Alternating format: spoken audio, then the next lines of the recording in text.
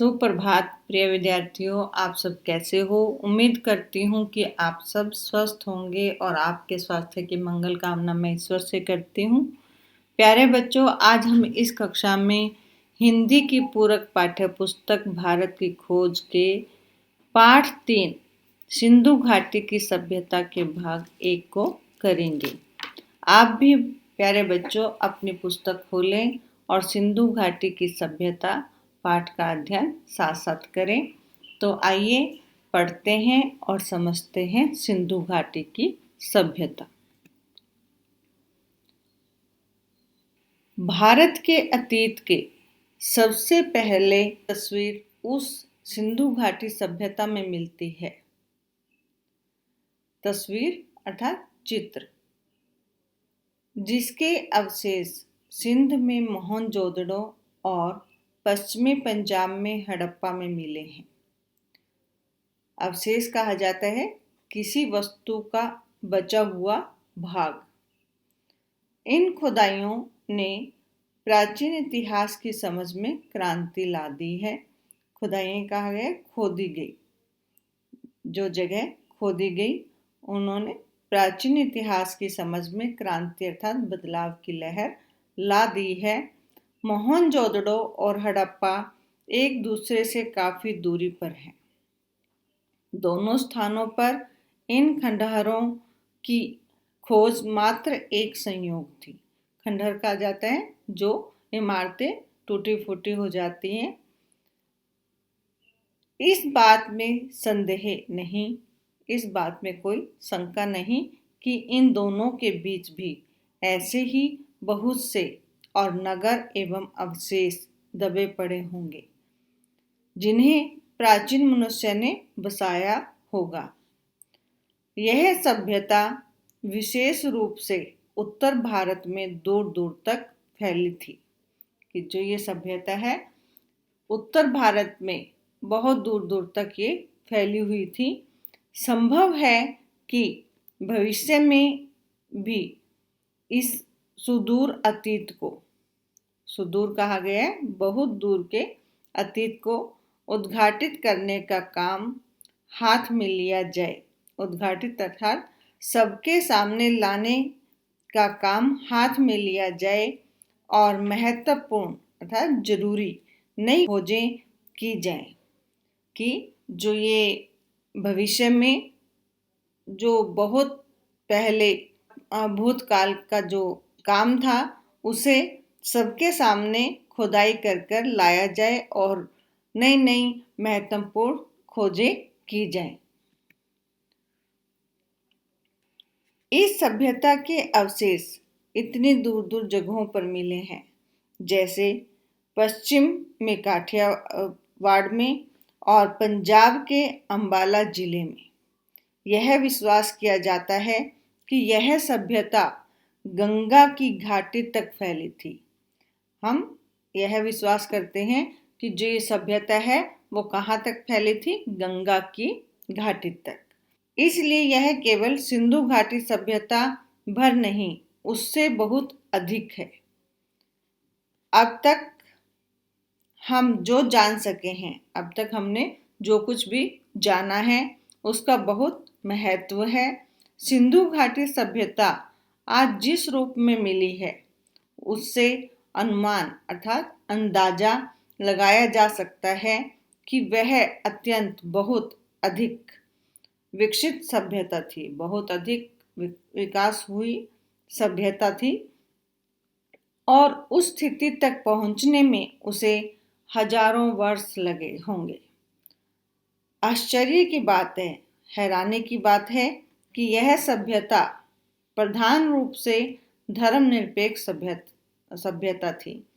यह बात हैरान कर देने वाली है कि जो ये सभ्यता थी वो मुख्य रूप से प्रधान अर्थात मुख्य रूप से धर्मनिरपेक्ष, सभी धर्मों के प्रति समान आदर भाव रखने वाली सभ्यता थी।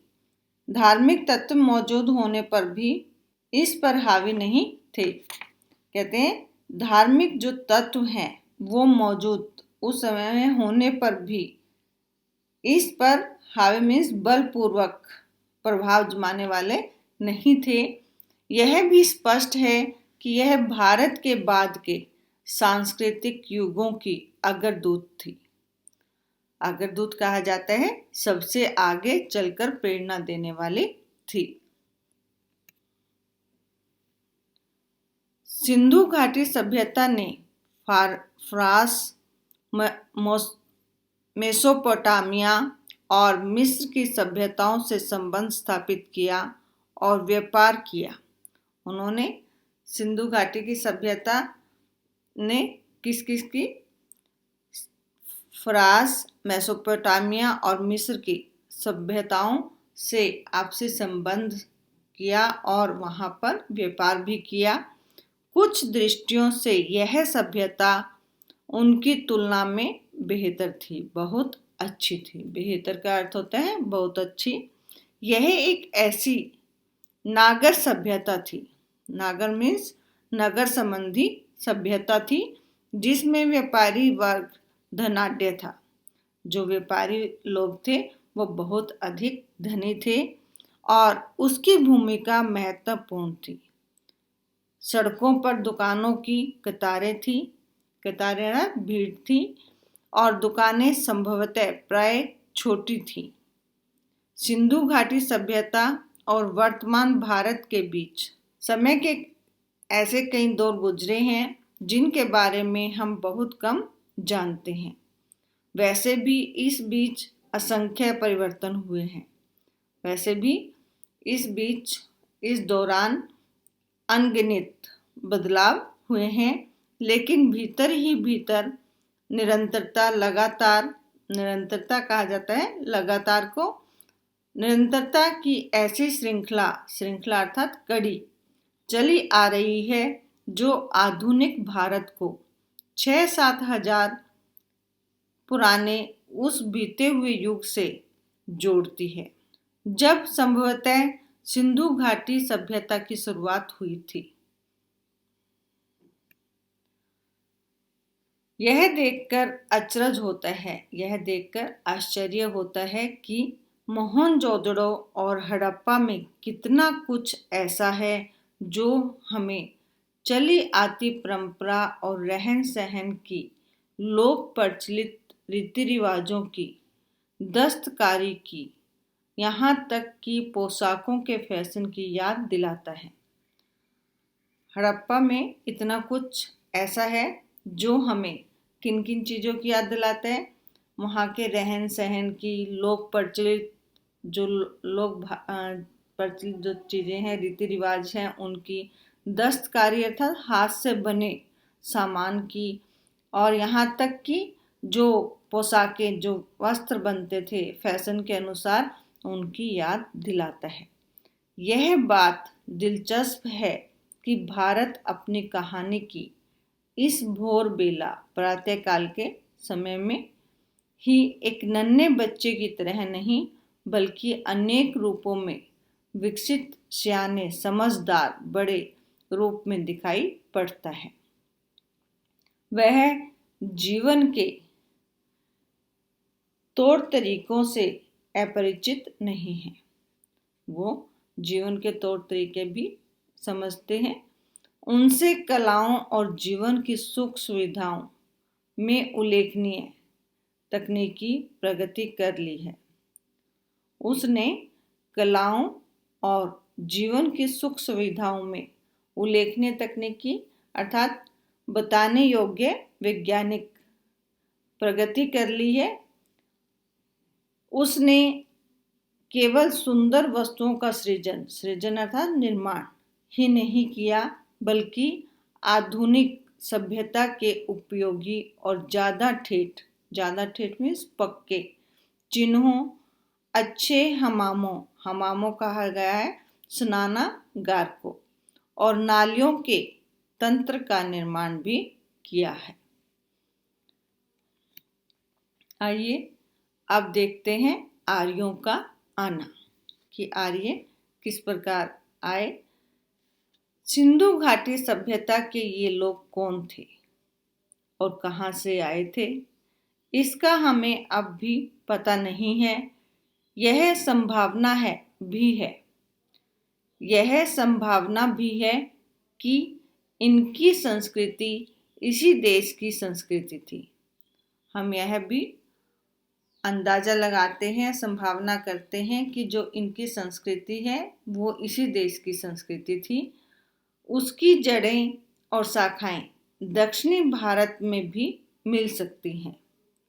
कुछ विद्वानों को इन लोगों और दक्षिणी भारत की द्रविड़ जातियों एवं संस्कृति के बीच अनिवार्य समानता दिखाई पड़ती है।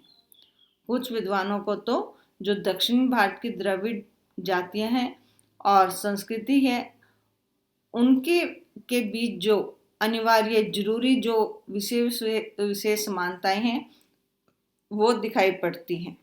यदि प्राचीन समय में कुछ लोग भारत में आए भी थे तो यह घटना मोहनजोदड़ो के समय से कई हजार वर्ष पहले घटी होगी। व्यवहारिक दृष्टि से हम उन्हें भारत के ही निवासी मान सकते हैं।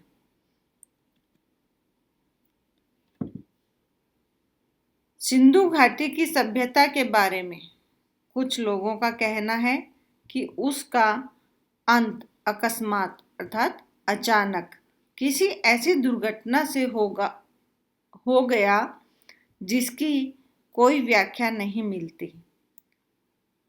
सिंधु नदी अपने भयंकर बाढ़ों के लिए प्रसिद्ध है, जो नगरों और गांवों को बहा ले जाती है। यह भी संभव है कि मौसम के परिवर्तन से धीरे धीरे जमीन सूखती गई हो और खेतों पर रेगिस्तान छा गया हो। जैसे कि बाढ़ आने के बाद ऐसे लगता था कि गांव के गांव बह जाते हैं और मौसम के परिवर्तन से धीरे धीरे वो सारी ज़मीनें फिर सूखती थी और खेतों पर ऐसे लगता था बाढ़ आने के बाद जैसे वो चारों ओर रेगिस्तान से ढक गए हैं। मोहनजोदड़ो के खंडहर अपने आप में इस बात का प्रमाण अर्थात सबूत है कि बालू कहा जाता है रेत को, तह पर तह जम जाती थी। जैसे एक बार रेत की तह बनी और उसके बाद फिर एक तह और लगा दी गई, एक बार और उसके ऊपर जैसे रेत बिछा दिया गया। इस तरह से वह जमती गई जिससे शहर की जमीन की सतह ऊंची उठती गई और नगरवासियों को मजबूर होकर पुरानी नींवों पर ऊंचाई पर मकान बनाने पड़े। खुदाई में निकले कुछ मकान 2 या 3 मंजिले जान पड़ते थे। जब खुदाई की गई तो उनसे पता लगा कि वो मकान कितने थे, 2 या 3 मंजिल तक बने हुए थे। वे इस बात का सबूत है, वे इस बात का प्रमाण देते हैं कि सतह के ऊंचे उठने के कारण समय समय पर उनकी दीवारें भी ऊंची उठाई गई कि जब जरूरत लगी, समय इस तरह से आया तो उसके बाद उन्होंने उन दीवारों को और ऊंचा उठाया। हम जानते हैं कि सिंध का सूबा पुराने समय में बहुत समृद्ध और उपजाऊ था। समृद्ध अर्थात धनी और उपजाऊ था, पर मध्य युग के बाद वह ज्यादातर रेगिस्तान रह गया। इसलिए यह मुमकिन अर्थात संभव है कि मौसमी परिवर्तनों ने उन इलाकों के निवासियों और उनके रहन सहन की पद्धति को प्रभावित किया हो।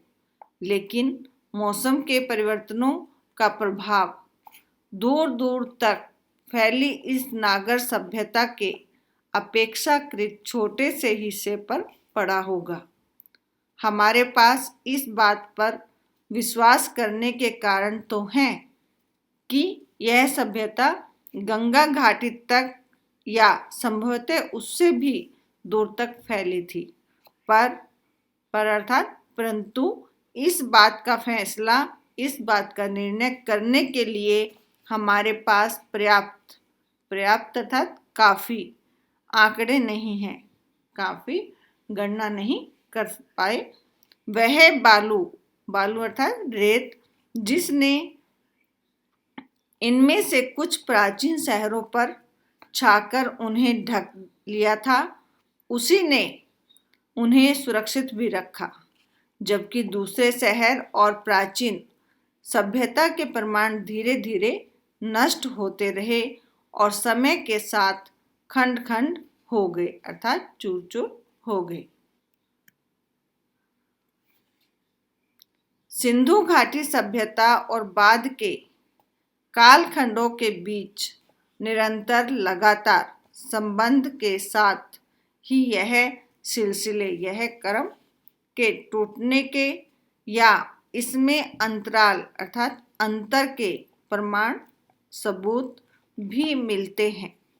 यह टूटना इस बात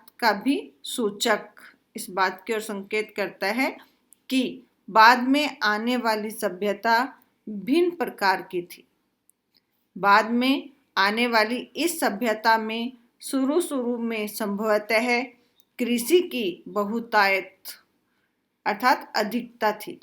गोकी कहा गया है क्योंकि नगर और थोड़ा बहुत शहरी जीवन भी मौजूद था। खेतीहर कहा जाता है जो खेती वाले हिस्से होते हैं। खेतीहर पक्ष पर जोर शायद उन नवागंतुकों मीन्स नए आने वालों ने दिया होगा जो आर्य थे और उत्तर पश्चिमी दिशा से भारत में एक के बाद एक कई बार में आए। ऐसा माना जाता है कि आर्यों का प्रवेश सिंधु घाटी युग के लगभग 1000 वर्ष बाद हुआ। यह भी संभव है कि इनमें इतना बड़ा समय का अंतर न रहा हो। पश्चिमोत्तर दिशा से भारत में ये कबीले और जातियां समय समय पर आती रही हों और भारत में जब्ज होती रही हों। जब्ज का अर्थात सम्माहित होती रही हों। सबसे पहला सांस्कृतिक समन्वय और मेलजोल बाहर से आने वाले आर्यों और उन द्रविड़ जातियों के लोगों के बीच हुआ जो संभवतः सिंधु घाटी सभ्यता के प्रतिनिधि थे। इस समन्वय और मेलजोल से भारतीय जातियों और बुनियादी भारतीय संस्कृति का विकास हुआ, जिनमें दोनों सभ्यताओं के तत्व साफ दिखाई पड़ते हैं। बाद के युगों में और बहुत सी जातियां आई, सबने अपना प्रभाव डाला और फिर यही घुल मिलकर रह गए। तो प्यारे बच्चों, ये हमने सिंधु घाटी सभ्यता के पहले भाग को पढ़ा। अब हम अगली कक्षा में भाग 2 करेंगे जो सिंधु घाटी सभ्यता के ही आगे का वर्णन है। जब तक आप इस जितना करवाया है उसका अध्ययन करें और समझें। धन्यवाद। आपका दिन शुभ हो।